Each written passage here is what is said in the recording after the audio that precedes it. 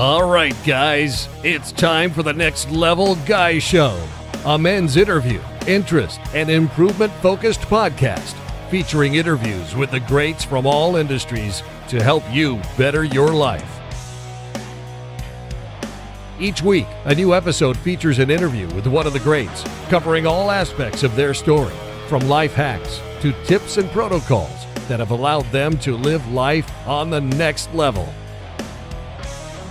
We then highlight concrete action steps that you can use to improve your life. And now, your host, Ian Dawson Mackay.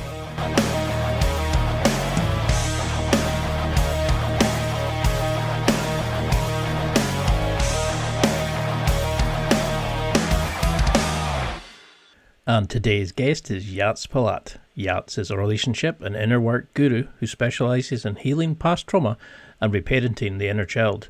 He uses his skills of psychoanalysis to get behind the curtains into people's minds, helping them discover the blocks and self-limitations that prevent them from living a life of love and freedom. His company has grown to support people across the world through his therapeutic programs and retreats. He shines a light in those dark areas where we hold on to the wounds and shame that's holding us back, and teaches us how to comfort and make peace with those emotions to live a happier, healthier future. Outside of work, Yats has an incredibly alive inner child, living, laughing and connecting with souls, and helping them love their inner children too. He's incredibly approachable and loves travel, sports, humour and play, and he wants you to live life as the real you. In this interview, we discuss how to work with your ego, comfort your inner child, remove limitations holding us back, and Yats does a real-time exercise with me that leaves me speechless and emotional. I know you'll take a lot from this like I did. And now, let's get to the interview.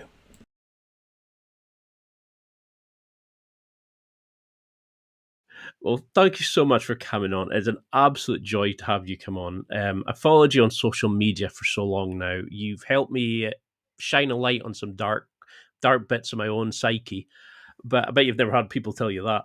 But for people who don't recognize the name, and you're going to get a lot of fans from this, how would you describe who you are and how you're changing so many lives? Oof. When I saw this question up front to prompt me, I always am stumped by this. How do I describe myself? Because, I live in Mexico, and sometimes the easiest thing, especially with language, is to say, oh, I'm a psychologist or a psychoanalyst, which is my greatest skill set, irrespective of qualifications, etc. But what I really like to think of myself as is an inner child specialist, someone who can help you recognize where your traumas, your challenges, and your issues are really coming from, so that in your life today, you can, by addressing the core, you can create an absolutely different result. You can show up differently than you expected. You can be much more evolved, much more elevated, and attract the life you truly desire instead of the life you're just continuously repeating. I love that. I love how you make it sound so simple, but I know it's some amazing work that you do. But how would you go about working with somebody? Like, say you had a client come in, because we always think of therapy as talking about this, talking about that. We don't really understand, probably over in the UK, as much about the inner child, reparenting, things like that. What would your role be when you're working with somebody? That's a great question. So the best way I've found to address where people need to change is go after what they're attached to the most, what they want the most, or even what they're hurting from the most. All of those things tend to connect. So where I go after it specifically with clients is relationships. And I'll address, and I do this on my social media, and I've gotten the knack of doing it fairly well, where I'll address certain pain points of what people are experiencing in their lives through either loneliness, through relationships, through their lack of self-worth, ultimately where it leads into. And then when they feel this pain hitting them so strongly, and they're like, holy shit, this is exactly what I've gone through. This is what I'm hurting from. And no one's been able to recognize it or recognize where it's coming from. I'll even provide a little bit of the journey of where it comes from or where it tweaks in from the mind or the subconscious. Then people finally get to the awareness that, oh my God, my relationship isn't messed up just because my partner's like XYZ or because I run away from commitment. my relationship's like this because of conditioning, of wounds, of stories I've carried for so long. And that's when they finally recognize that they need a level of change, and not just talking to a therapist or talking to someone to say, hey, yeah, this is what happened this week. Okay, cool. I'll see you next week. Because I mean, I've done neuro linguistic programming, I've done a bit of CBT and stuff, and it is a bit like that. You know, it's kind of what's facing you now. It's not what's actually stemming the the river of bullshit that is your personality. You know, but I mean, Right. I like that you did with the inner child, because I never really appreciated until I started looking at your like psychological prompts on your social media, when you really Mhm. give your thought provoking questions of, okay, that is actually stemmed from there, and you start remembering events that you've always blocked off, that they've always been pain points. You know, we're psychological sponges at young Yeah. ages. Is there a kind of a way of looking and understanding how the what happened then shapes our beliefs, our culture, our approaches to relationships? How do we understand what happened to us as our inner child affects our future Mhm. self? This is a great question. And I'm going to take a few minutes on this. So if anybody's listening out here, get comfy, get on some popcorn in the microwave, because this is going to take a little while. But this is probably the best part of my work, and one of the most essential things I ever learned about the human condition. So what I do is I combine neuroscience with the actual work of relationships and with trauma, so I can explain to people that this is not just some philosophical stuff that's coming to you, or spiritual stuff. This is real stuff. There's a reason why these relationships are being sabotaged or being destroyed, or people are leaving, and it's triggering you. So the science behind when we're children is, when we're born, we don't have a developed enough forebrain. That's the frontal part of the brain, the prefrontal cortex, etc. But what we do have is a very developed hindbrain. Now, this part is the reptilian brain, which is very essential for human survival, survival being a key word here. And so this part of the brain is all about, having your emotions, needing to eat, sleep, poop, cry, all the things that babies need, right? Because Mhm. that's essential for what they need at that period of time. Now, a baby doesn't need to solve complex mathematical problems. A baby doesn't need to understand what marriage is like. A baby doesn't even need to understand what friendship is like at that particular time. So, all of that stuff is gone with the lack of a forebrain. And that's also the part of the brain where the baby understands, or the child understands, who they are or what their identity is. Now, why is this important? Because you can take a brown baby and you put it with, let's say, a white baby, or any other color baby, and they wouldn't know the difference, because they don't know how to identify themselves. So everything for them is just equal in love. So the next question is, how does a baby learn to identify themselves, who they are, what they're like, and most importantly, what they're worth? And this comes through a concept called neuroception, where for a child to understand its own value, its own worth, its own identity, it doesn't know it inherently, because that's with the forebrain. It discovers it by watching how the world around it treats that child. So now you move into the next step, saying, okay, so what if this child is a beautiful, loving, worthy child, like just as they are, but they're born into a household where it doesn't even have to be that someone's abusive. Maybe the father has been through 2 wars, had a difficult childhood himself, and he doesn't know how to be emotionally available for this child. So this child now runs up to daddy and says, Daddy, love me, play with me. But daddy's so hyperfixated on work or other mechanisms that daddy doesn't know how to hug this child. So daddy shoos away this child, pushes away this child, denies this child a hug. Now, remember, this child doesn't have the developed forebrain to say, oh, yeah, you know what? This is my logical reasoning kicking in. Daddy's not able to hug me because daddy just fought Mhm. in a war and got shot in the foot. Duh, makes sense. No, the child, for them, they simply see, daddy's not loving me. There must be something wrong with me. Now, if the child comes back the second time, but daddy's reaction has changed, then in the child's mind, they're like, oh, maybe that was just a one off incident. But when you have emotionally unavailable parents, let's say you have emotionally abusive parents, you have parents who may be alcoholics, you have parents who simply just don't know how to love you and meet your needs the way you deserve them. That's as simple as it is. That's enough for a child to feel rejected. And if a parent chooses something else over this child, like let's say the parent continuously chooses work and their own value from work over loving their child, then that's enough for the child to feel abandoned. So now, as this story continuously builds up and the child's mind develops, this story locks into what we call the subconscious mind. The subconscious mind is the part of the mind that actually drives us, drives our decisions, our actions, our choices of partner, choice of work, everything.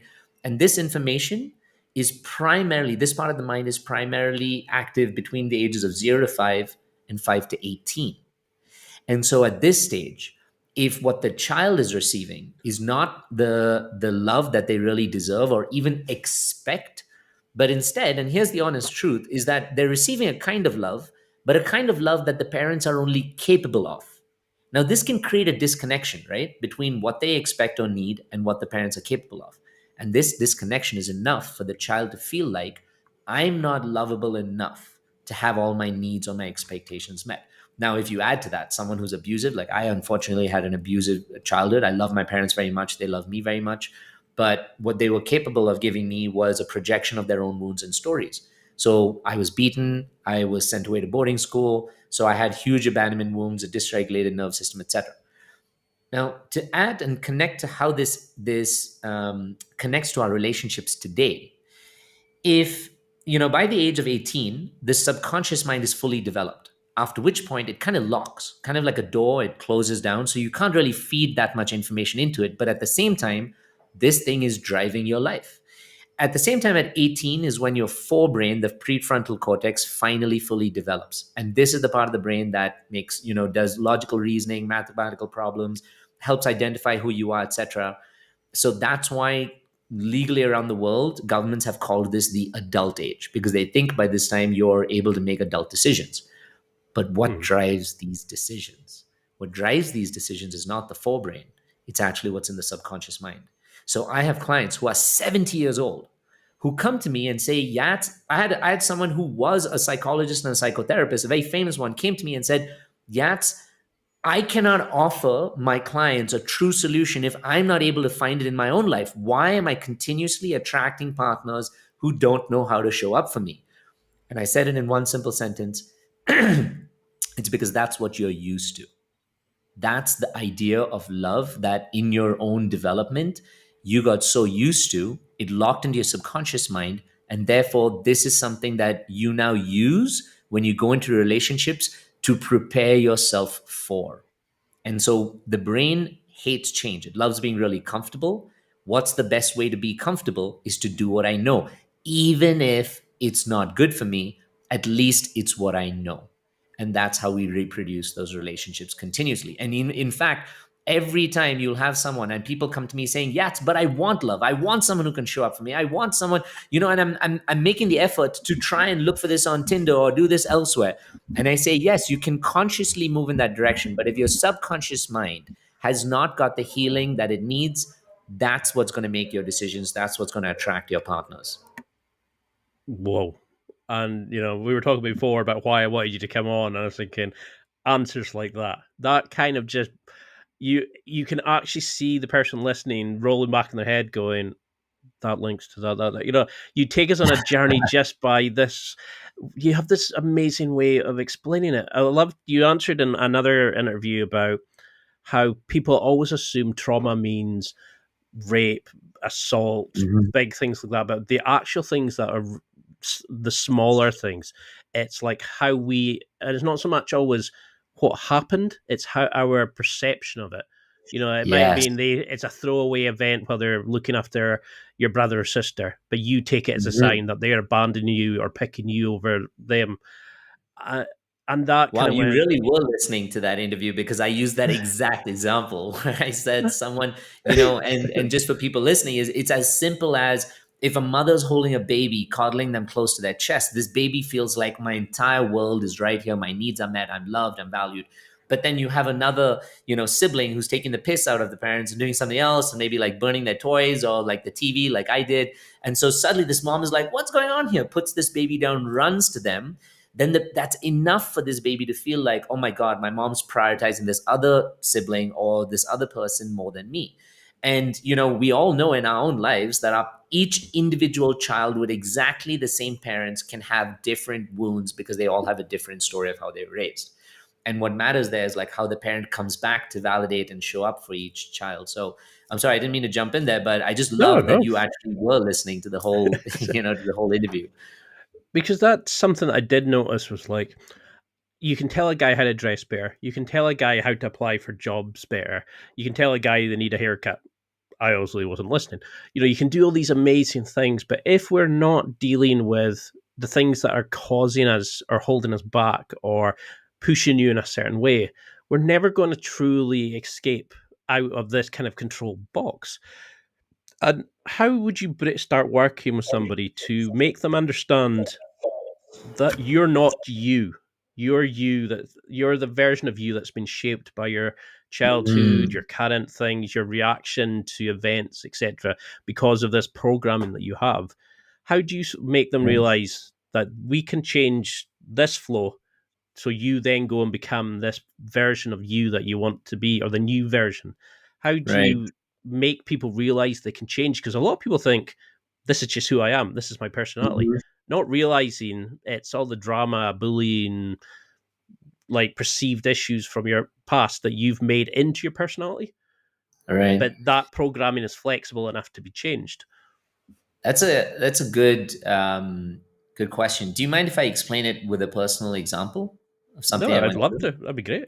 So you open up the question saying, I'd love to show my best self by getting the haircut, like, putting on the good clothes, making the money, all of these things that we think externally can validate us enough that they can mask or camouflage our internal wounds, which we all go through because this is, at the end of the day, human beings also are a very strong survival species. But surviving is not the same as thriving.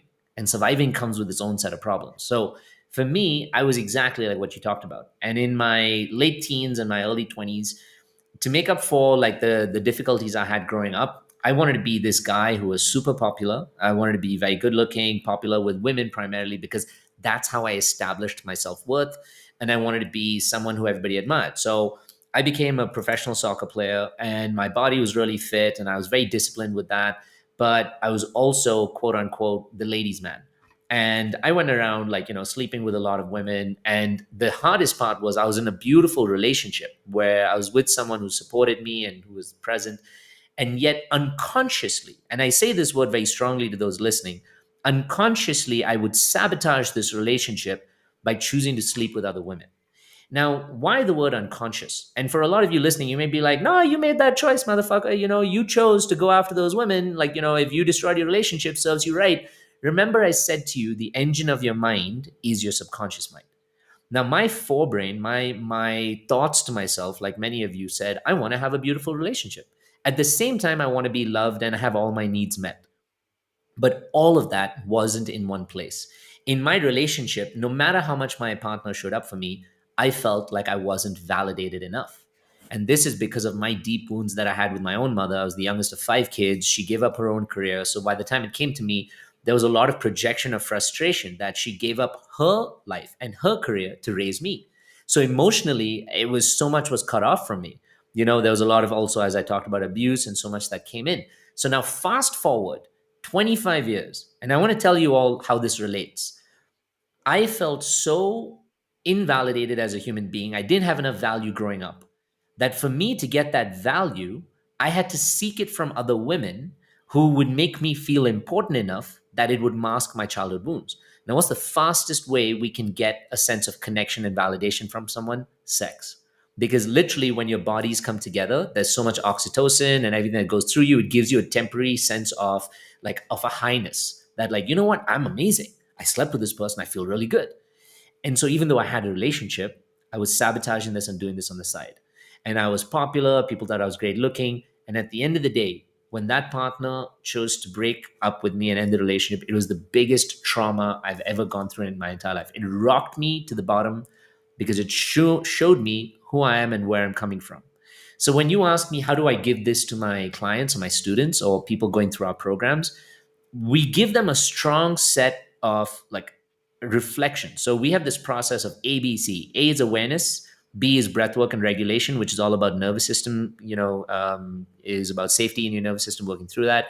And C is basically the child, the inner child work and co-regulation, where you finally go to the root of your trauma.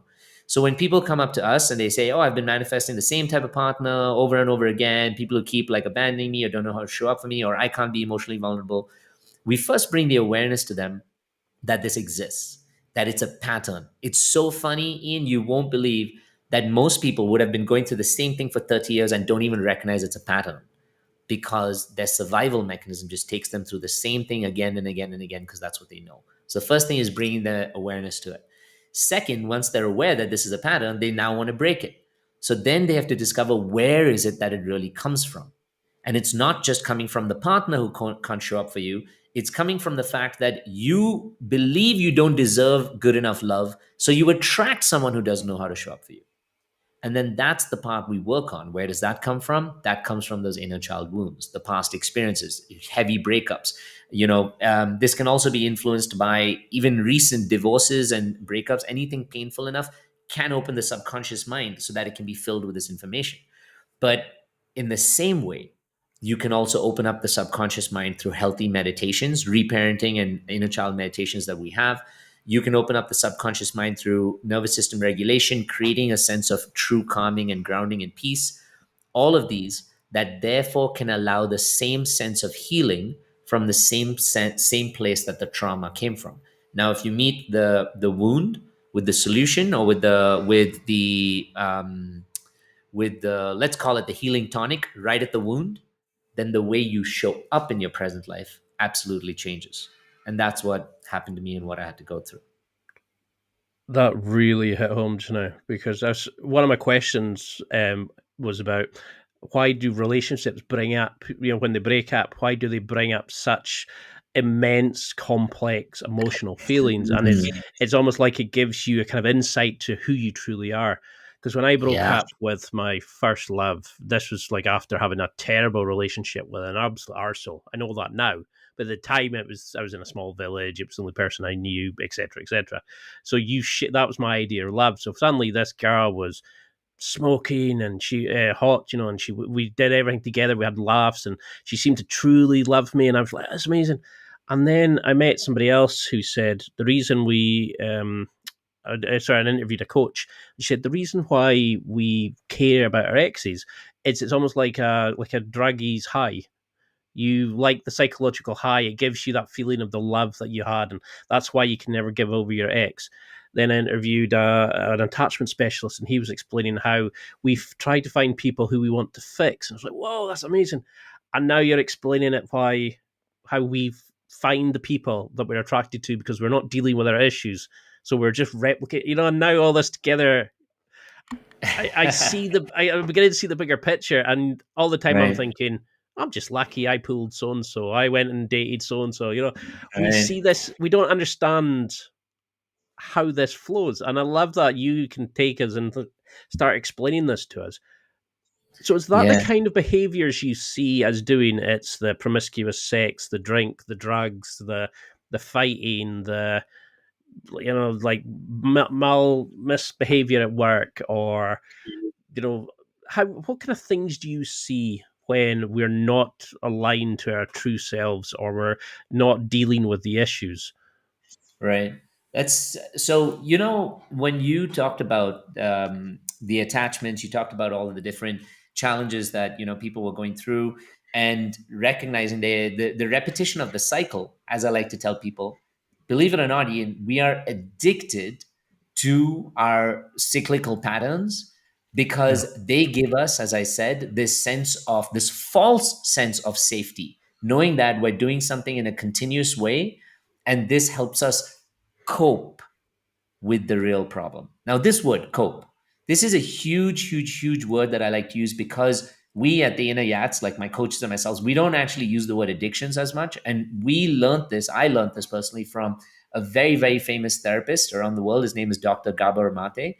And he talks a lot about inner child healing, about like trauma, that comes about. And here's the thing. At the end of the day, survival is the basic need of the human species.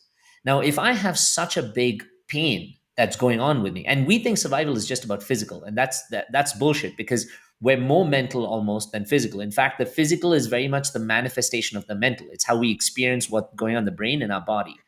So let's say I've gone through a bad breakup. You talked about a bad breakup with someone. So that's pain in my brain.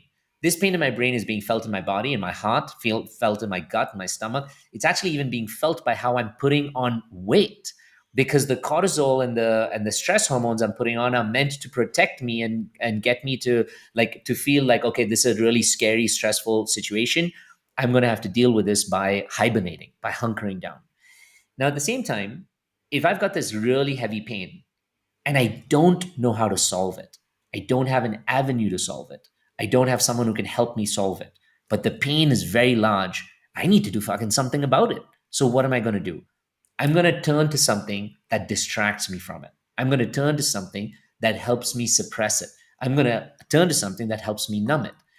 And since this is the Next Level Guy show, for example, men very, very strongly, because they don't understand how to cope with their own emotional self, they use alcohol as a method to numb that part of them that no one in their own lives gave them the education on how to understand.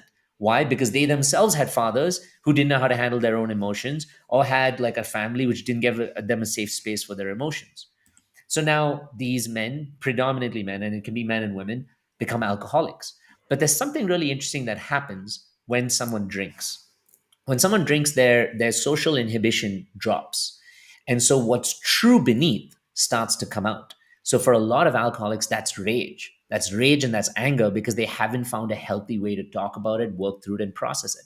For a lot of men, and I have friends, they start to cry because they haven't had a safe space to feel afraid or to feel sad or to feel soft or even talk about their emotions, because they're viewed upon as being weak. And so these mechanisms, whether you call it drugs, like even if it's heroin, and these are really dangerous things we're talking about, they give people who've gone through trauma a temporary sense of relief, a temporary sense of coping that allows them to feel like, holy shit, you know what? This monster of emotions that's undealt within me, or the monster of trauma that's undealt within me, for even a few seconds, I'm distracted from it. Now, the challenge and the problem is that not all coping mechanisms, we call addictions coping mechanisms, which are basically just mechanisms that people learn or like from their environment, or they adapt in order to survive with their trauma. You can have really healthy coping mechanisms. And healthy coping mechanisms can be the gym, discipline to yourself, talking to someone, meditating, all of those, which help you cope with what you've gone through and heal them. Or you can have the unhealthy ones, which is abusing somebody else, taking out what you've gone through on someone who can't push back. So that's bullying, right? That's physically or verbally or sexually abusing somebody else. You can take it out in drugs, alcohol. You can even take it out, believe it or not, like for me, it was sex. Sex was, for me, what I thought was a safer way to cope with my own trauma, because I didn't really get into the drugs as much as like maybe other people would in the same wounds, but I got into sex the same way. Now, here's another funny thing. People pleasing is the same thing. It's just more approved of by society.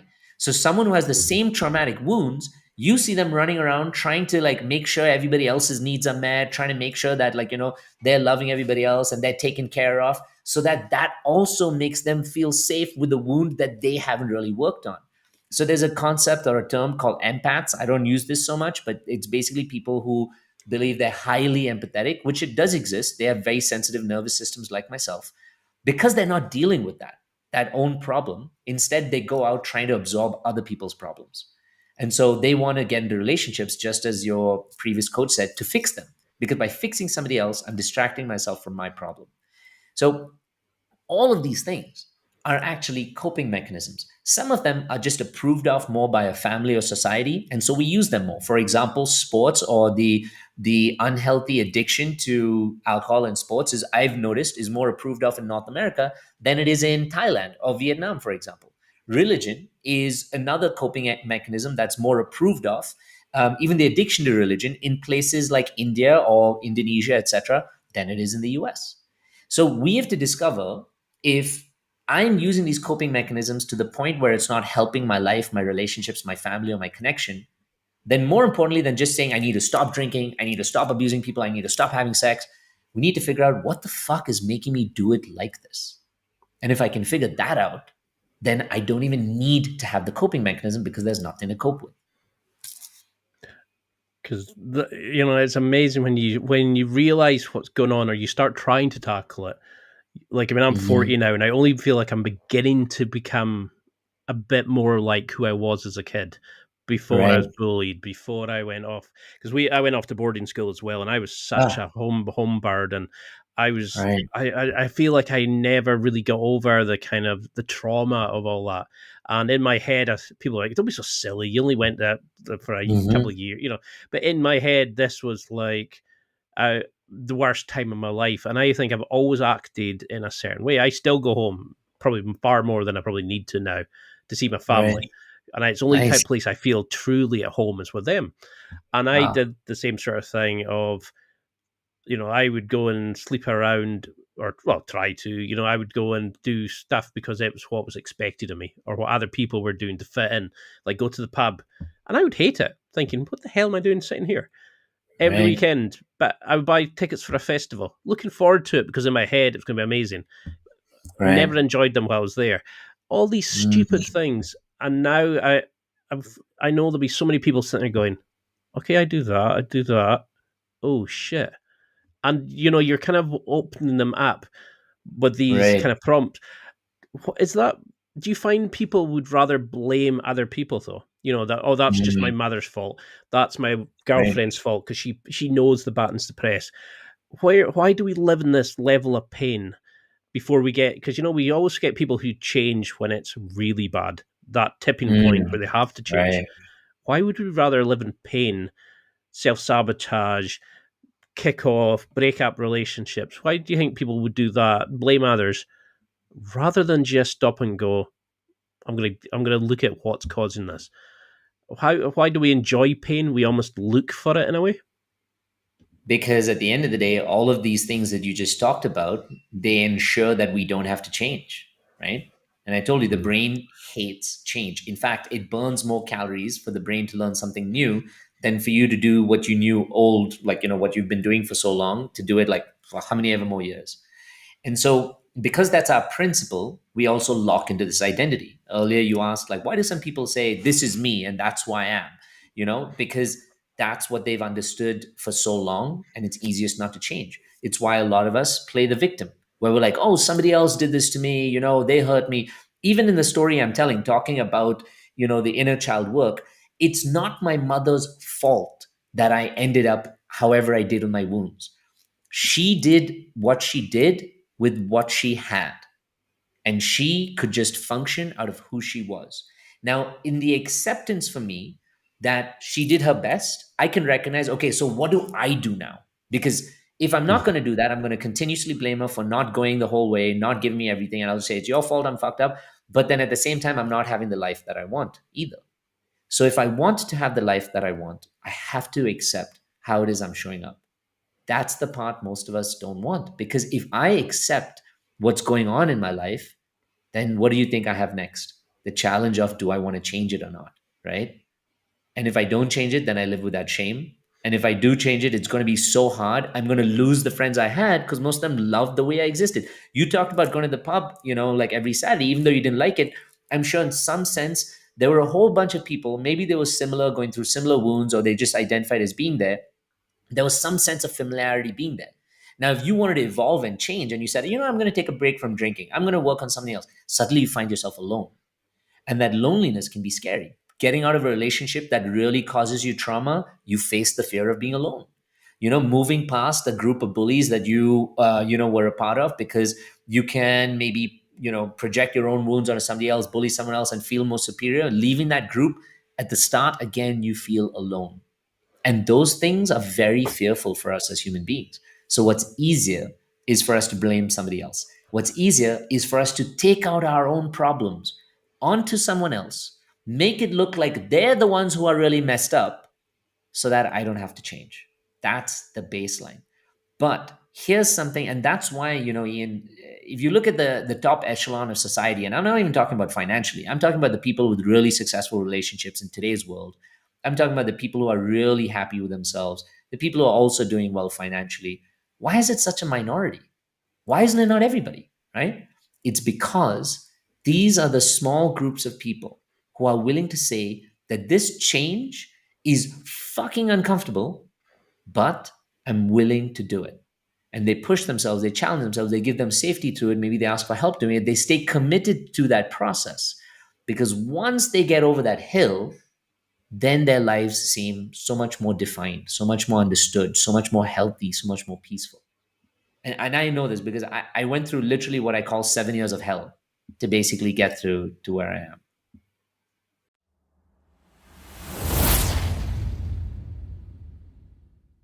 It's time for a quick break. There are millions of potential products to buy, so how do you know which ones are worth your hard-earned money? Simple. You go to nextlevelguy.com/affiliates and explore those that will transform and improve your life.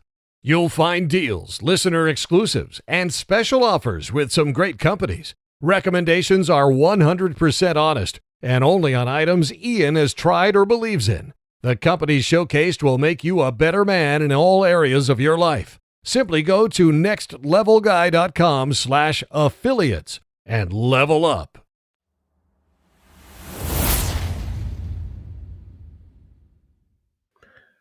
Because all along the answer, I was thinking that, like, I know a lot of hosts go, "Oh yeah, that happened to me," but that really happened to me. When I stopped going to the pub, I was in a small fishing village, and basically you become lonely. You're on Yeah. your own because you're not numbing the pain with drink. You're not just doing the innate. Yes. You want to chat deeply. You want to look at the real problems. Yes. And a lot of times to fix it, you have to do your own journey and step away from it. And it's amazing. And I probably am now only beginning to become the real me.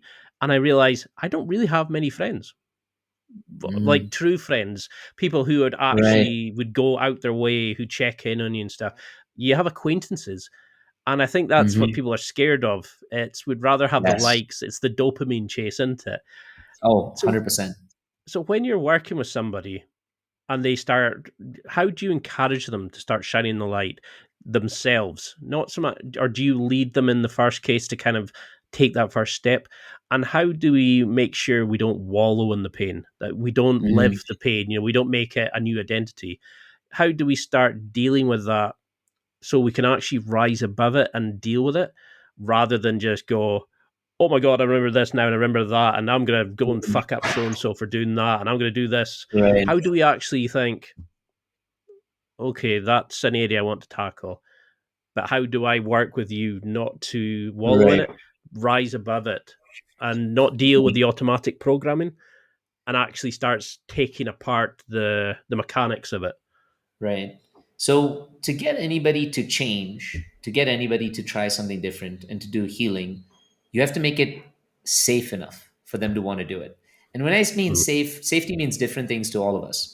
Safety can mean an emotional safety to some. It can mean a physical safety. It can mean just having a place where no one judges me. And you hit on a huge point where you talked about the loneliness that comes from evolution. And we may call it loneliness, but it's really the filtering out of your life the things that no longer support you. I started losing a lot of friends after I went through this inner work. And in fact, I just like you said, you go through this place that we call the hermit phase of when you're going through your healing, where you're no longer aligning or associating with the old things that you're used to. Yep. And it can feel weird for you as well, because you're like, I had so many friends, now I don't have any. And here's where a keyword called the ego comes in. And the ego is not what we think of it as, like, this cocky person or this confident, overconfident. That's one element of how the ego shows up. The ego is basically the thing that encourages your old programming, that encourages your survival mechanism. Think of it as a bodyguard who was there for you when you first learned your survival mechanisms, that never wants to leave. So now you have the same programs, the same mechanisms. And when you're trying to leave this, the bodyguard's like, whoa, whoa, whoa, whoa, whoa. No, I think you might still find danger here. I think there's something going to be scary again. So you're like, oh shit, yeah, you know what? You're right. Let me just go back to what was familiar. So to be able to get the change, you have to kind of silence the ego. You have to disarm the bodyguard. That's what I call it. Disarming the ego or silencing the ego. So how do you do that? For different people, it's different things. But you hit on one huge component, which is that isolation, that loneliness. So what we do is we take people who are going through their problems, and most of us, and this is the crazy part of my work, you can always track down the problems to three major causes: rejection, abandonment, and invalidation. So we get everybody who wants to do our work in different batches, and we put them in a group together. We call this a container. In our program called the Gauntlet, we do this where we put them in a container where for 8 weeks, these are the fixed people that you're going to journey with in this healing process. Nobody goes in, nobody goes out.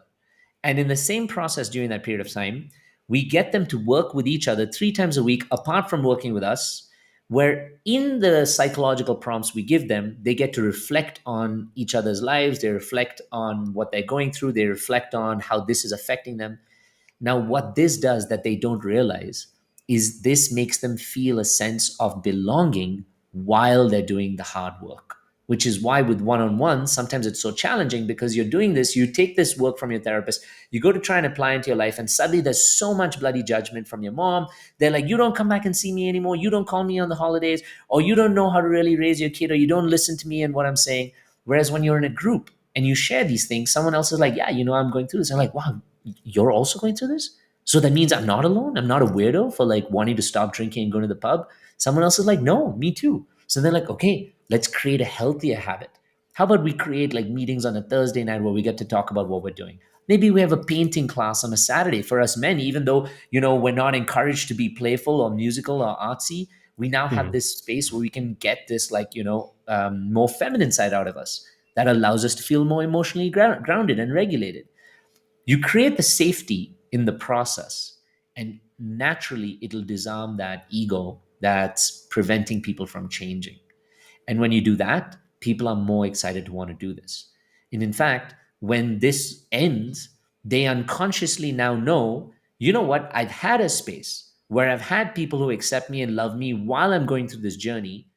That is the kind of space that I need to keep attracting now in my life, and no longer the old space. So they start looking for partners who now are more accepting and open and understand them more. They start changing their conversation with their parents. They stop taking part in like the old, unconscious type of conversations where they're fighting back and forth, and their whole life starts to evolve. Damn, I can understand how you're such a good coach. You just have this way of it sinks in, you absorb it and understand it. I mean, is it too simplistic to think then that all negative emotions, if you want to call them negative, like jealousy. I mean, I have chronic jealousy about, really bizarrely, people being successful in an area that I wanted to do, and if they overtake me and suddenly like a girl that I fancied started doing jiu-jitsu on Instagram, never met her in my life, and suddenly now she's really good. Won some tournaments and stuff, and I'm judging the fact that I can't even go to my jiu-jitsu class with, oh, well, that means she's better than me. I'm not a failure. I also then find that I self-sabotage.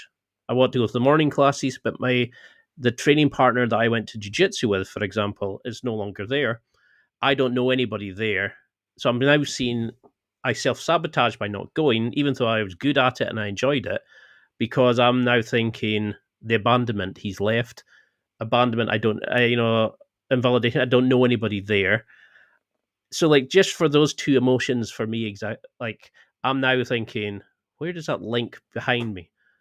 Like this is why I'm really keen to have you on, because I know a lot of shit I'm dealing with, but I know I want to change it. How do I link that two emotions to like reparenting, inner child work? Because I think that it helps to kind of pick really deep stuff, like examples, and a lot of podcasts talk around it. I would rather throw some stuff that might embarrass me in front of the mates, but I want to fix these things. I don't want to be doing these for 10, 20, 30 years and think, what is living on a deathbed of regret? I'd rather fix this now. Is it too simplistic to think our negative emotions all stem from inner child work? No. And when I say, so two things here. When we talk about inner child work, even a version of you from last week, would you agree by like a linear timeline is younger than who you are today? Yeah. So would you, by just like the natural experience of life, believe that who you are today has lived longer than that version, so therefore is probably more experienced than that version? Yeah. Do you also believe that the version of who you are today, therefore, can provide some insight and therefore some value to that version who you were as you were younger? I do find sometimes I look back and I can kind of judge and understand why I did certain things. Yes, beautiful. It's, So the principle behind this is to say that the inner child doesn't only have to be the youngest versions of us. Yes, those are the ones who are the most important for us to influence because the subconscious mind still rests with them in that 5 to 8, in that 0 to 5, 5 to 18 age. But everything we are today is a projection of that inner child. Why? Because the engine of the subconscious still drives us.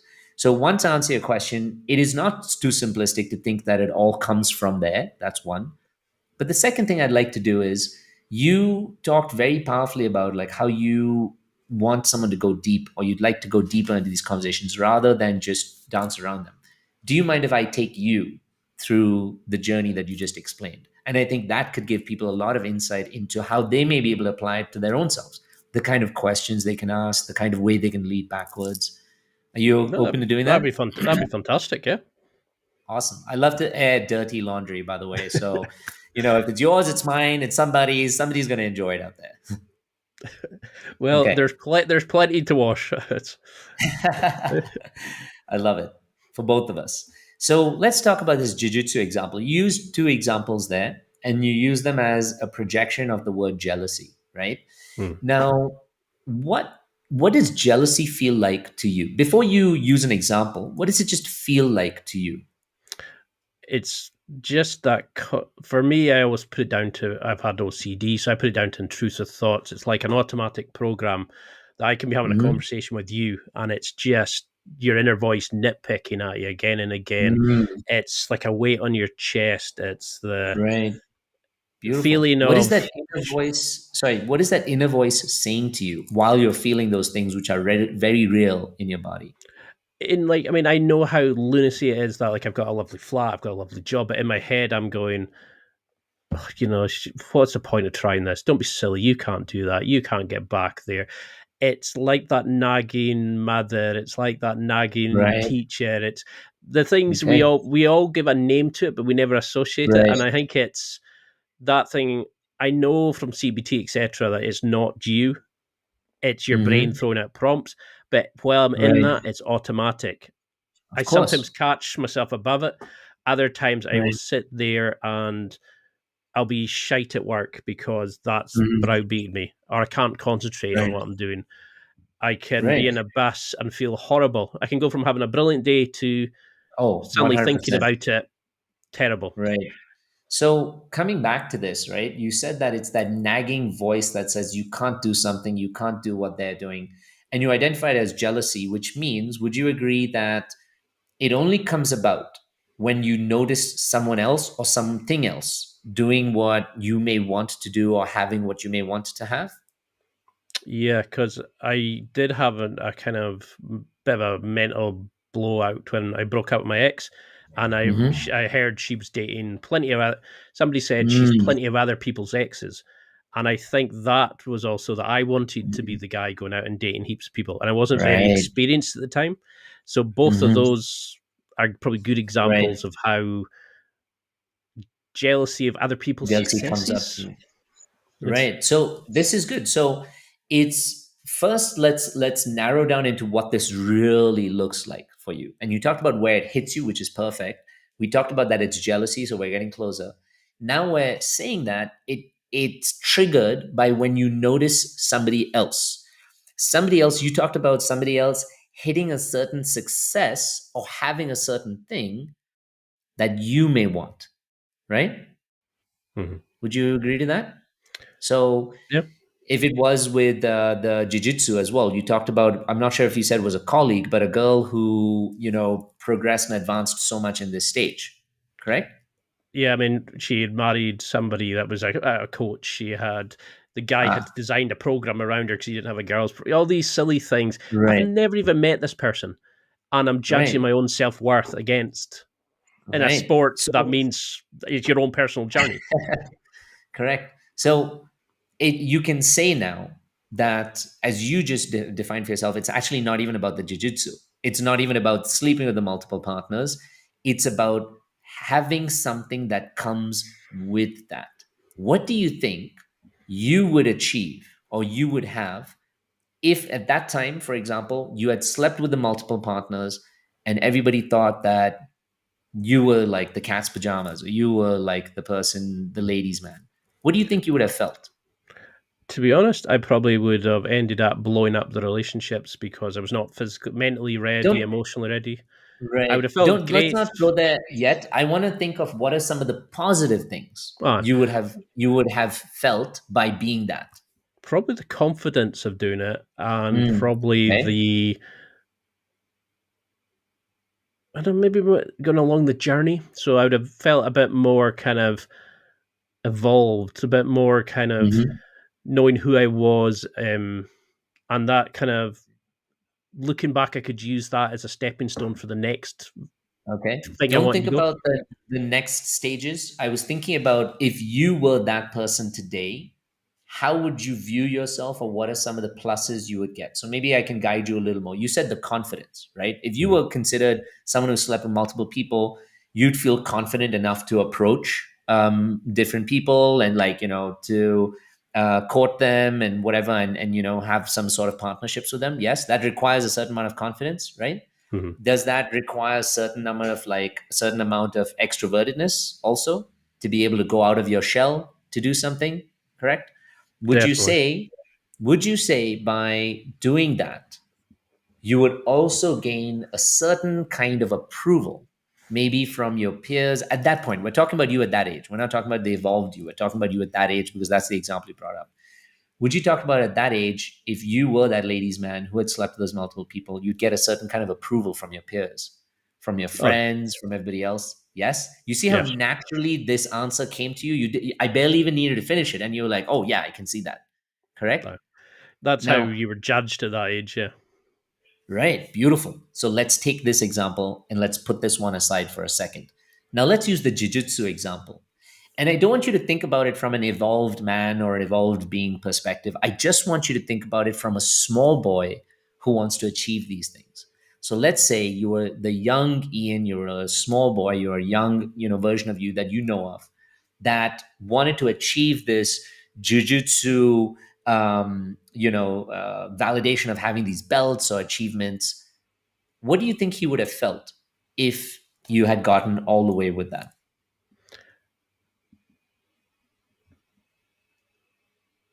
Well, I've always given up on things. So I think that would have Mhm. been like a kind of, I can do it. It would have been actually an achievement to actually do something rather than pull out of it. Aha.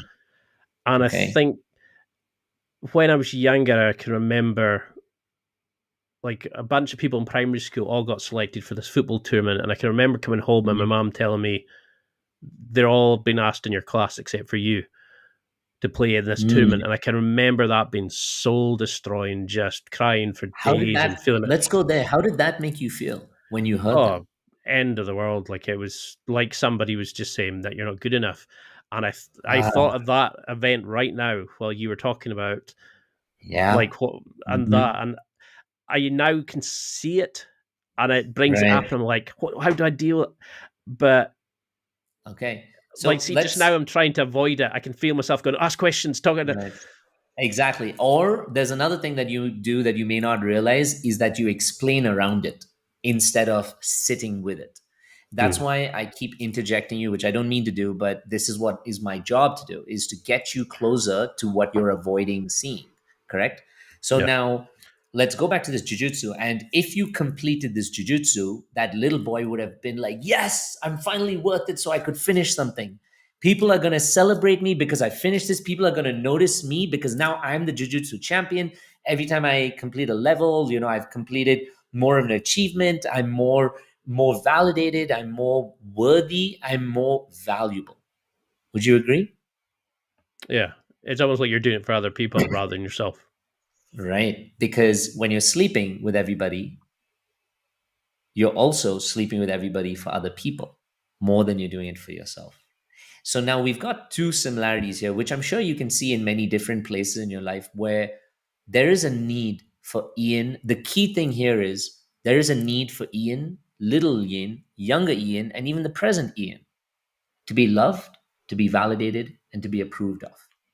Now, for Ian, based on the environment he was in growing up, he started to look at what are the ways I can get the most approval. And if you were part of the football team, everybody would have noticed you. You would have felt a sense of belonging. Your parents would have been proud of you. Your coaches would have been like proud of you. You would have felt like, yes, I made it to like something that's, a higher level than what everybody else plays football of. So you would have felt validated. Making it if you were the guy who was like popular amongst the women, you would have felt all your peers noticing you. You would have felt an internal sense of confidence. You would have been like, yes, I'm valuable and validated.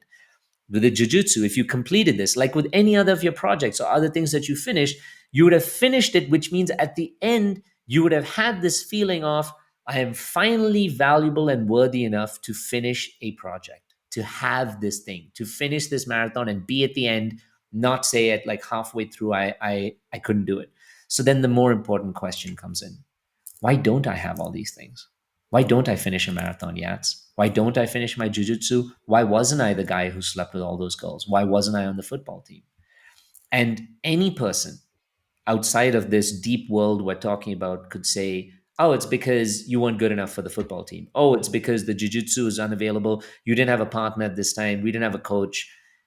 There will always be reasons and excuses to validate us not being good enough to have what we want. That's the real piece there. That deep, deep, deep down in our subconscious mind, we feel like we're not good enough to have what we really want and desire. So we start the project, we go a few steps down, but in the middle, we're so powerful as human beings that we'll manifest all of the distractions, all of the sabotaging elements, all of the things that say we shouldn't do it, just so that we can listen to it and prove to ourselves, oh yeah, that's why I didn't do this thing. That's why I didn't finish this. That's why I didn't get on the football team. Whereas deep down inside, it's because we believed we were not worthy enough to overcome any of those things. But we were not worthy enough, and that's why we gave into those and stopped having it. So now I want to ask you, before I move forward, I want to ask you one question. Does this resonate with you? 100%. I'm thinking just now of all the excuses I've given myself. Like, I can't go because I'm going on holiday in a week. I can't go because I'm going. Right. And I was just like you, Ian. I was just like you. So then I recognized and I asked myself, okay, Yats, if I want to change this, what do I have to do? The first thing, which is the most important thing that I want to tell you, Ian, and this goes against that toxic masculinity kind of method that, is talked about a lot. The first thing you need to give yourself is compassion. Because you need to look back at old Ian. You need to look back at the Ian who, when it came to the jiu-jitsu thing, which may have been a few days ago, last week, whenever, you need to look back at Ian who was in his 20s and wanted to be popular and lovable but couldn't. You need to look back at Ian who didn't make the football team. And you need to give that little bugger compassion. You need to love him and let him know that it's okay if those excuses came up at that time, because he was burdened by the wounds and the weight of his story and by the wound of his self-worth. So obviously, he couldn't complete it. Whereas today, what we do a lot of the time is we give ourselves the opposite. We shame ourselves and be like, I should have finished that. I should have gone to this. I didn't do this thing. And that gives us more arsenal to not do it in the future.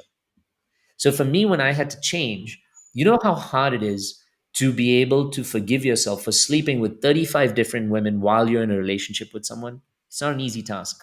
In fact, no one around you will give you a reason to forgive yourself. No one, not your friends, no one who knows about it will look at you with compassion.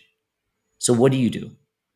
Do you just like brandish yourself a serial cheater, which a lot of people do, and then they just give themselves the excuse to continue a mediocre life for the rest of their life? No. At that point, you say, if I want to change, I have to do the one thing I've never done to myself. I have to really see myself for who I am. So I had to see the guy who cheated on that partner so many times, and I had to recognize you just did what you did with everything you had at the time. You were so burdened by your own wounds.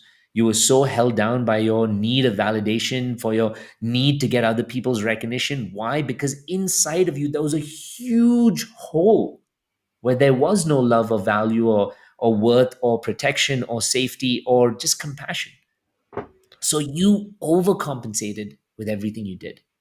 And so when you see your version as that, what is the thing that you do? If you, Ian, saw younger Ian standing in front of you, right? Let's take Ian from last week And would you say Ian of last week was the one who was working through the jujutsu episode, or Probably was it earlier? maybe a couple of weeks before that. It Okay. probably stemmed around then. Okay. Um, So I let's can. take Ian.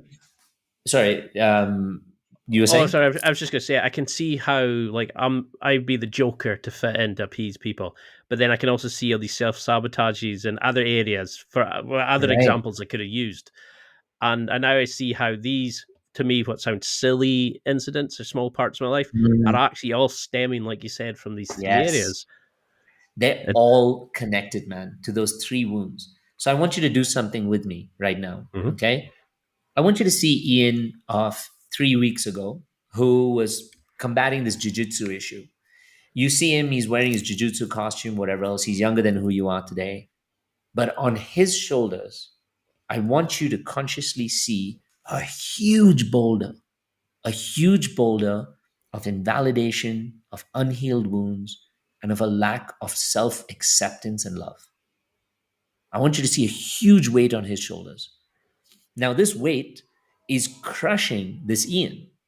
But this Ian thinks that to cope with everything, he has to go back to do jujitsu. He has to go find something else to get his value. He has to start another project, which maybe he'll stop.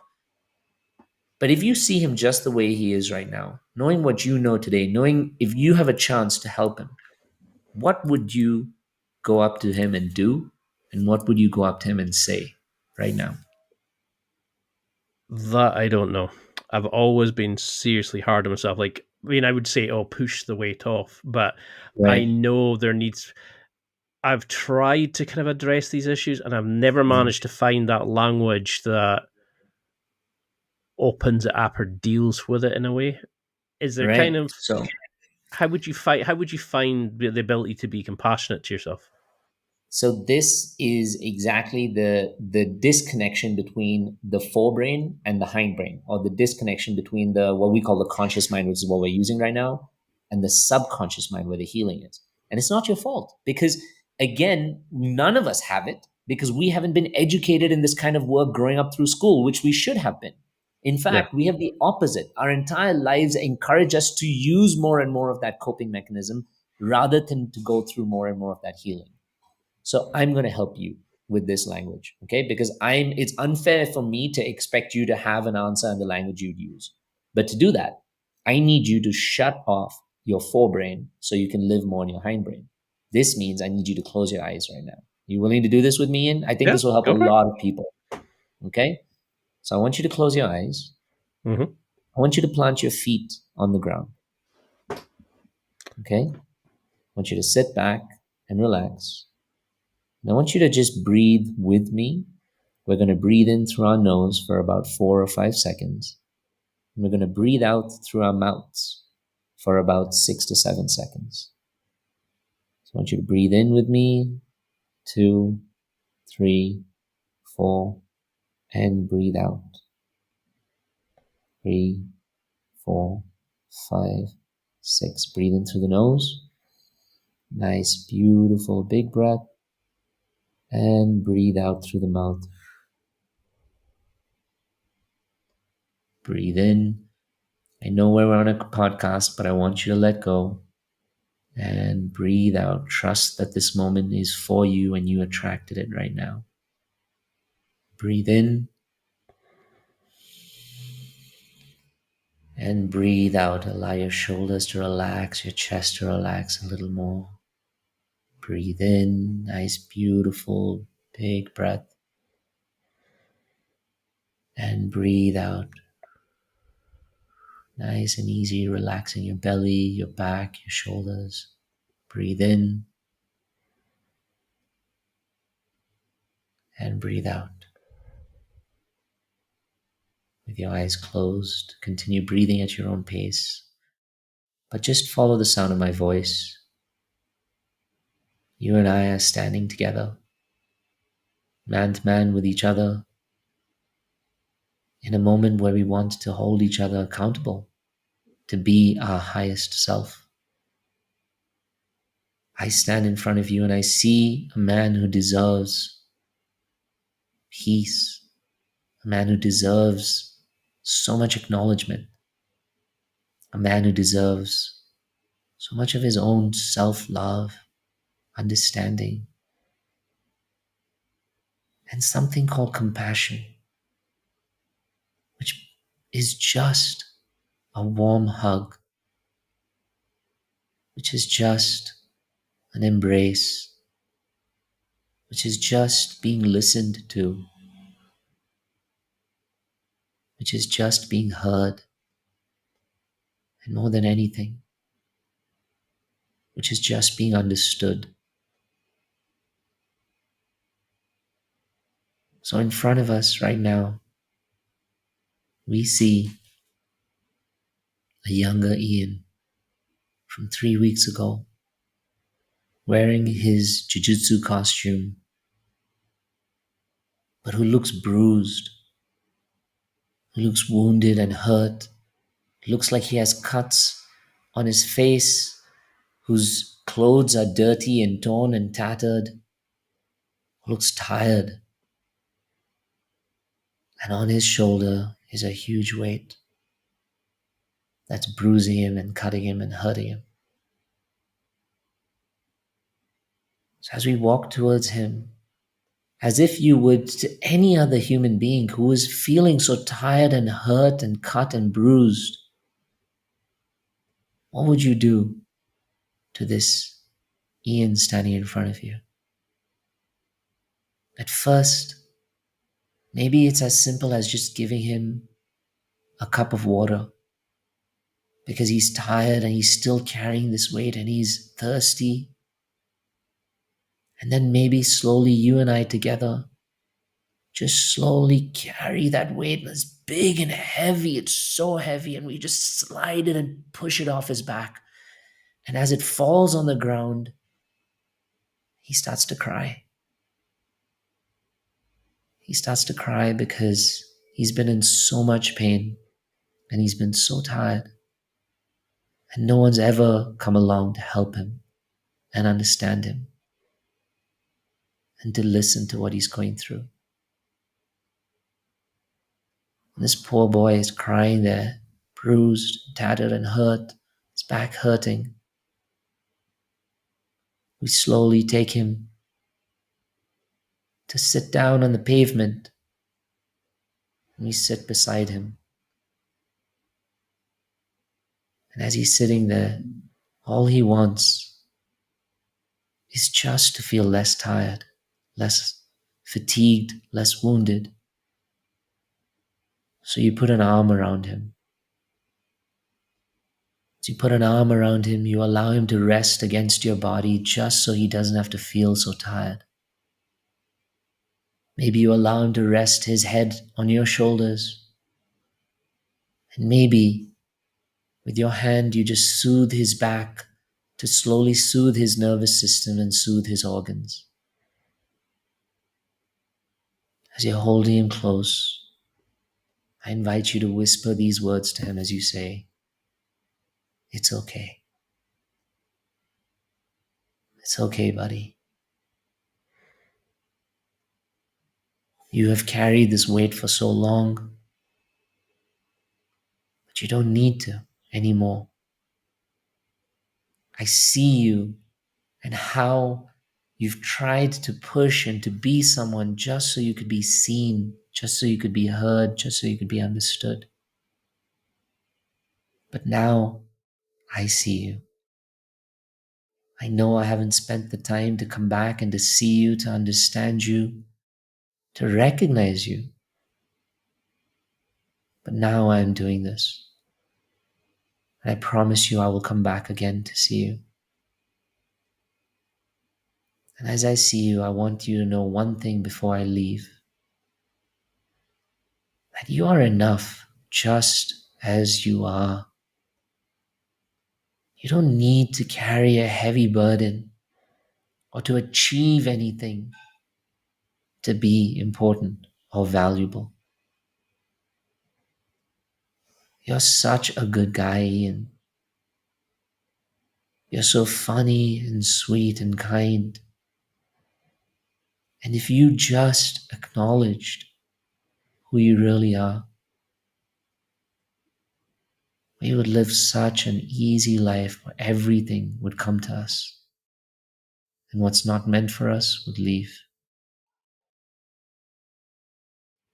It's my time to leave you, but before I leave you,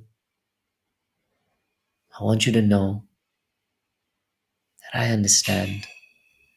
I understand who you are and everything you had to be in order to be where you are now. But I also want to tell you, you no longer have to be that person. I see you. I understand you. And if not anyone in the world, I love you. I want you to give this younger Ian a huge hug. Let him feel like the weight of his body and his energy can rest in your arms and in your soul. Run your arms along his back. Wipe his tears along his muddy face. As you do that, you already see his energy coming back bit by bit. His back starting to straighten up, his body starting to strengthen. In these few minutes, you have given him something that he has always wanted but never received. Know the pride, the honor, and the responsibility in that. Now you slowly start to let go of this Ian, and both of us are now walking away bit by bit, and he calls out to you. He's like, Ian! And you turn back, and he says to you, when I'm scared, when I'm wounded, when I'm afraid, will you come back again? Just those words make you feel the power and the pain both in your heart of how all this guy has been wanting is just your time, your energy, your love, and just to be seen. You wave out to him and you say, I promise. And we both slowly turn around and continue walking as everything fades into the dark. I'm going to count backwards from 3 to 1 as I slowly bring you back into this present moment. That was pretty amazing. How do you feel right now? A lot lighter. It's halfway through it, I could feel my brain going, make a joke, think of something, don't do it. I could see that. And I could actually feel myself welling up a bit because I was thinking I could visualize. Oh, where was it? I could visualize the football one, and I could remember that, and I could. Beautiful. And it's that moment of being vulnerable. It's kind of like, oh, is everybody looking? And then suddenly you just go, close your eyes and switch off. Yeah. And I think I've tried similar in the past, but that one hit deep. Like it's. Like just now, I'm already going sign up. See if he's taking people on. It's and the beauty is you have the recording now, and I really do encourage you to listen back to this whenever you need it. And I want to ask you one challenging question, Ian. You said I don't know what compassion like is or what it feels like. Having gone through that and knowing now that compassion can look like just a hug. What does compassion look like to you, having gone through this? Just being sort of accepting of what you've done, your past self. Yeah. Just because I used to always say to people, like, they would write to me and say, I beat somebody up, I did this, I did that. And I'd be like, I interviewed a guy who said, your prisoners are treated as numbers. They're just expected to go back in. But somebody doing a CV for them changed their life. somebody cared, somebody showed compassion to them. Mm, right. And I think that's it. Is you don't do it to yourself. You'll do it to everybody, to help other people. For Yeah. me, it's actually accepting everything that's gone before to what I can do Yeah. now. And sometimes that acceptance is just about being seen, being heard. It doesn't even need to be forgiven. It doesn't even need to be like, erased from the past. It just needs to be seen and heard and understood. And when you understand why you've done what you did, then you can show up for yourself and say, okay, now what can we do together to change it? And Hmm. I'm not going to lie to you, man. Like now I'm blessed to be in this position where I've created a successful business, work with so many people around the world, and I have a beautiful relationship and I'm to be married at the end of the year. But all of this came from one very strong place, being able to see myself, why I was doing what I was doing, why I was sabotaging my own life, my relationships, and everything else going in there, and to just give myself the same love, acceptance, compassion that I've been wanting so badly from my own parents, from my own childhood, maybe my friends, and from my community when I was younger. And when I give those things to myself, it's like everything else starts flowing from within me outside. All the answers of what I need to do, the commitment of what I need to take to get to the next level. It's no longer a project or a practice. It now simply becomes a projection of how I feel inside. There is one ultimate truth as human beings, that our life will always be, a life outside will always be a projection of how we feel inside.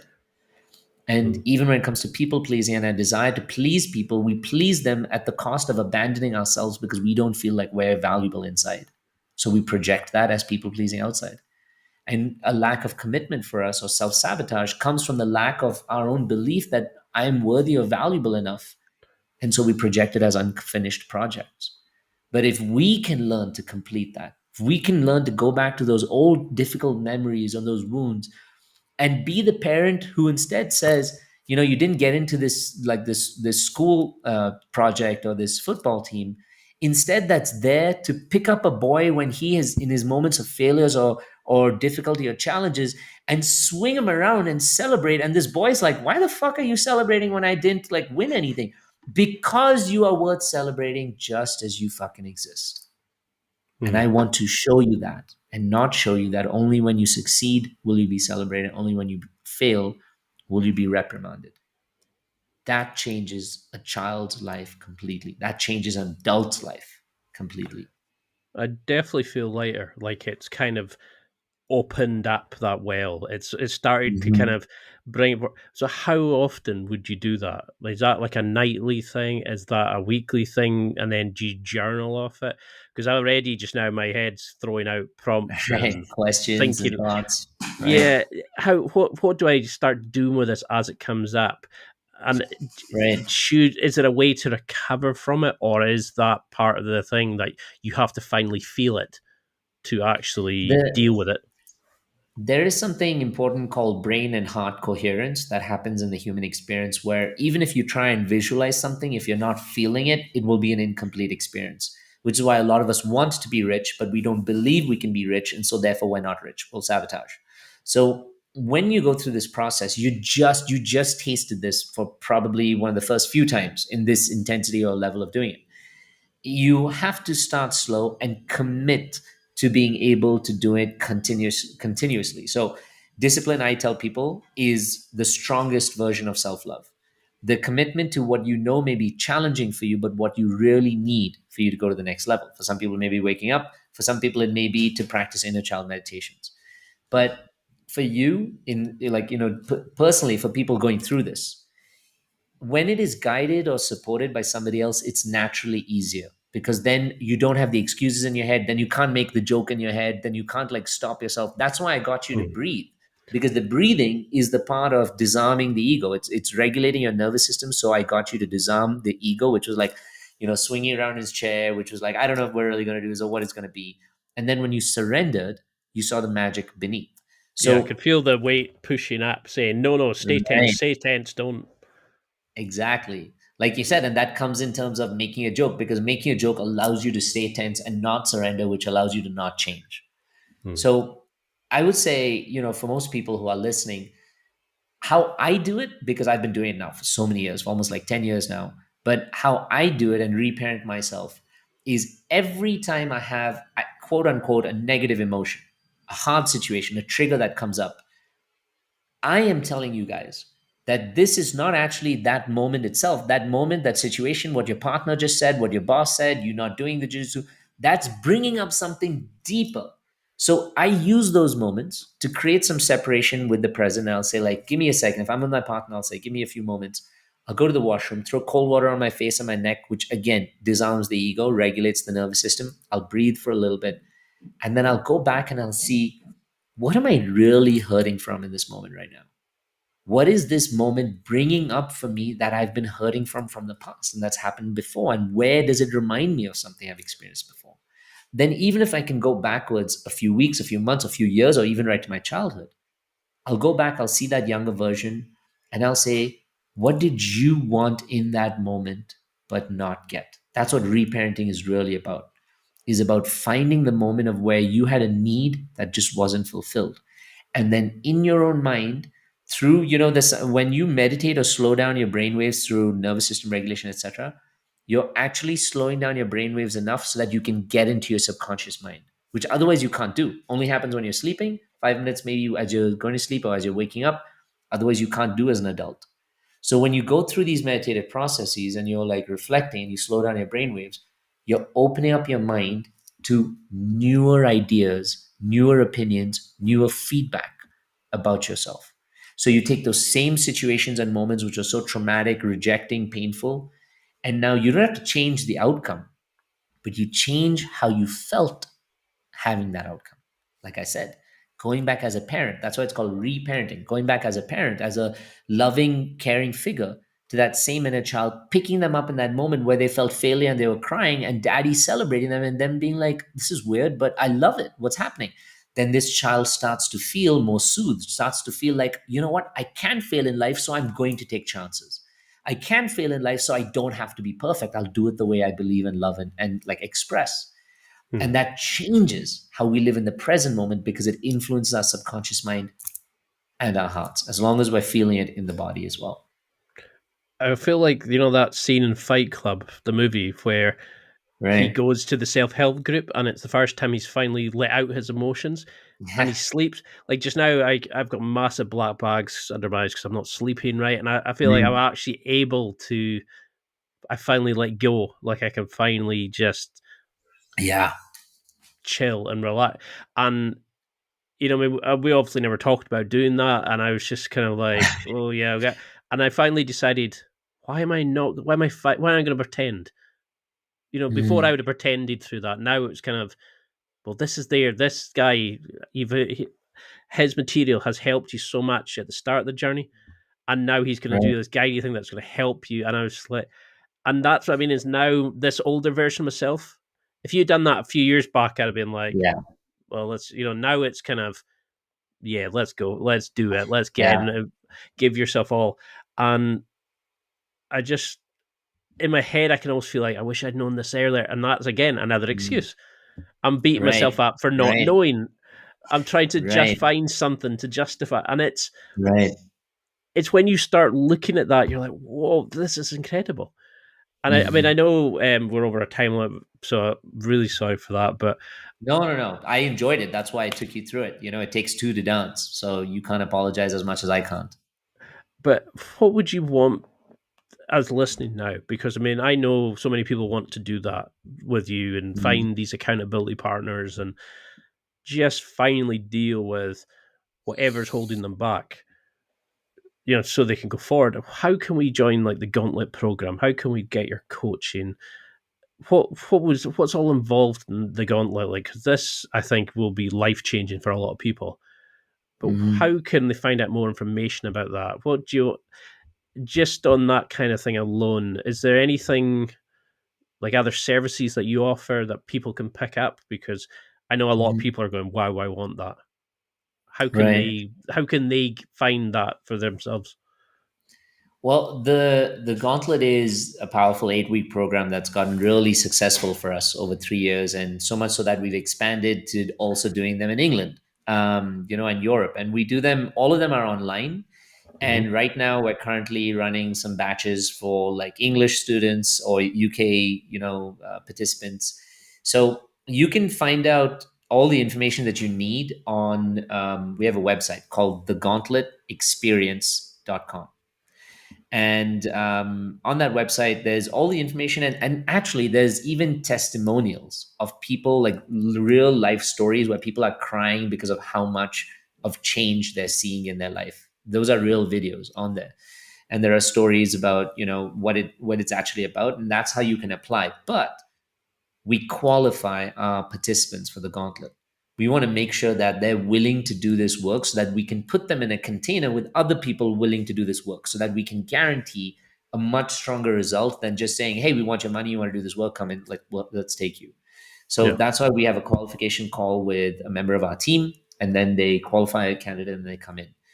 I don't do, people have asked me a lot about one-on-ones right now, and I don't do one-on-ones right now because I'm like managing all the coaches I've trained and everything going on right now. That may happen next year. But for people who want a starting place, who feel like, you know what, I may not be ready to jump into the gauntlet. I may not be able to jump in the gauntlet. The gauntlet may not even have a time for me right now.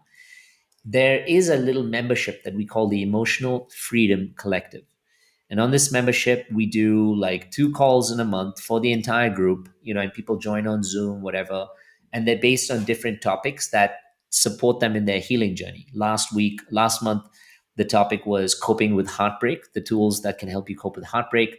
Before that, it was about how to understand your father wound, the wound that you have with your father that you may be projecting into your partners and attracting certain relationships, affecting your own masculinity, femininity, etc. So each month there, we have a certain topic. And then when people feel ready enough, they can take the step into wanting to go to the gauntlet.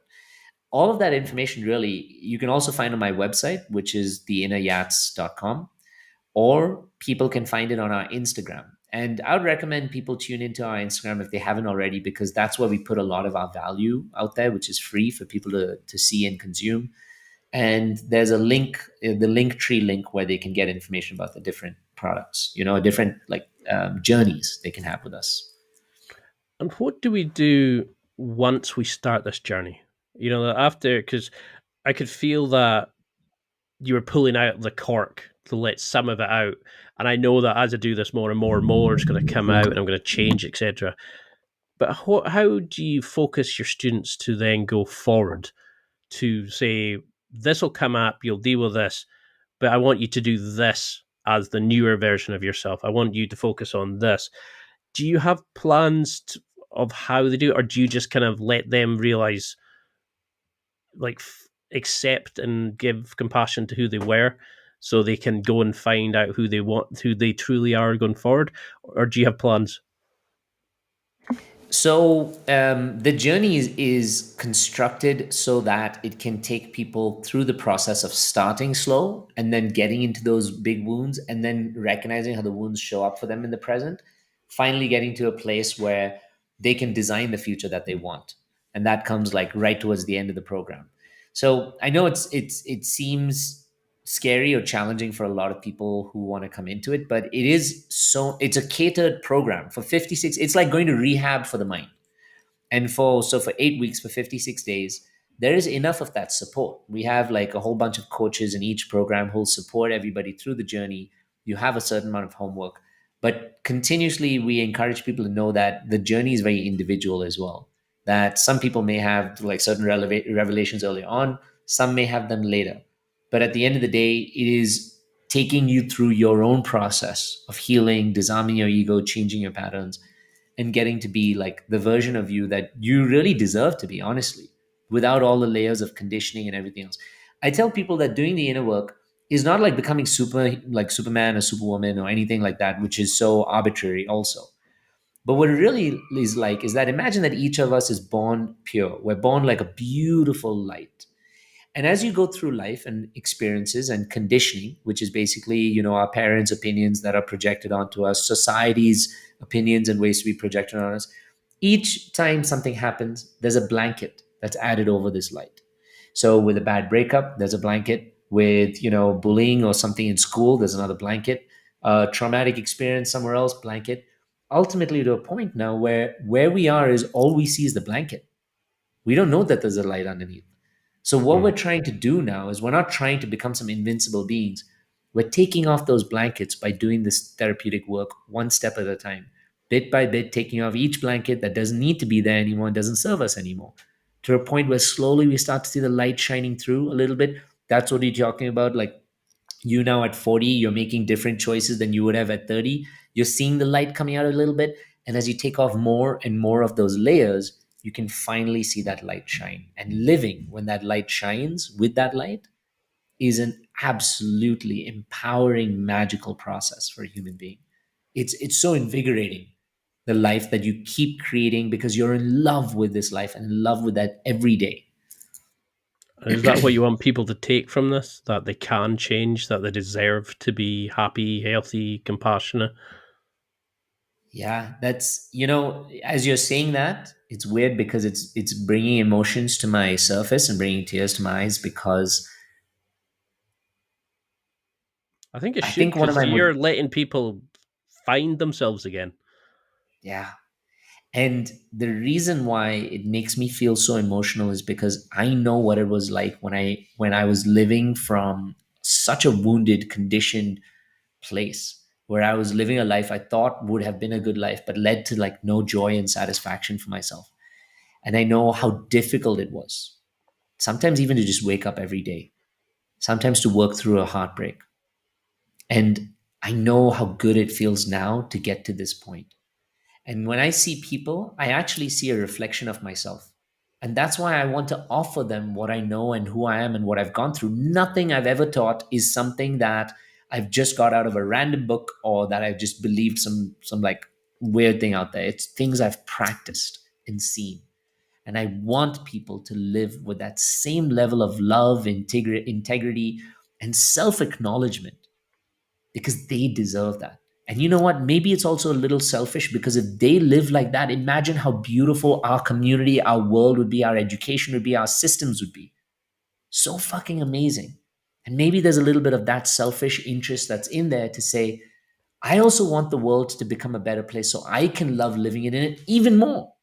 Yeah. Because that's what we all deserve.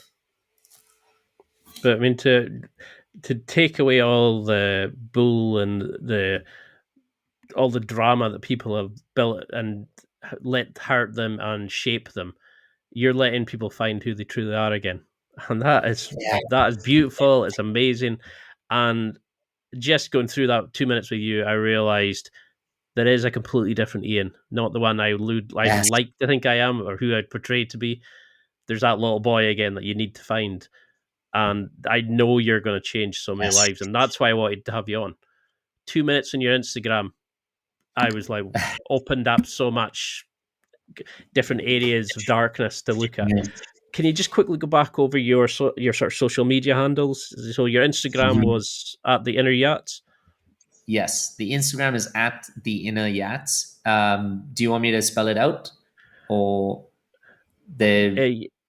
yes? Yeah, and it's so you're just a quickly to your website. So I'll put all this in the show notes. But okay, beautiful. Is there any sort of other things apart from your link tree on your Instagram? And you've also got the Gauntlet.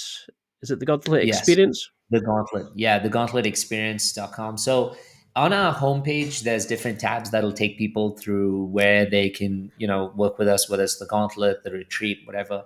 On our Instagram is actually probably like that link tree that's in there probably has more defined links of what's available. There are some free courses also that we offer on there, just for people to like initiate the inner work. The membership offer is also on there. Same things on the website, but it's THE, the inner, INNER, and then Yats, YATS. That's what we go by. And it's because it was meant to be a version of the inner child. And I was like, who's my inner child? It's baby Yats. So I'm going to throw him in there. I'm going to make it the inner Yats.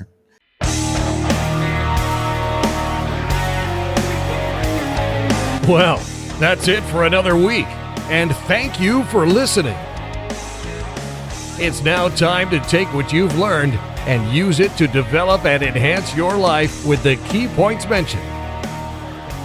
Listen, try it, embrace it, use it, and crush it.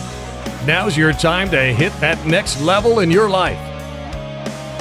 If you liked this episode, then please leave a comment on the show notes or a review of the show on your podcast platform. Everything helps evolve the show. Until next week, keep seeking the next level in your life.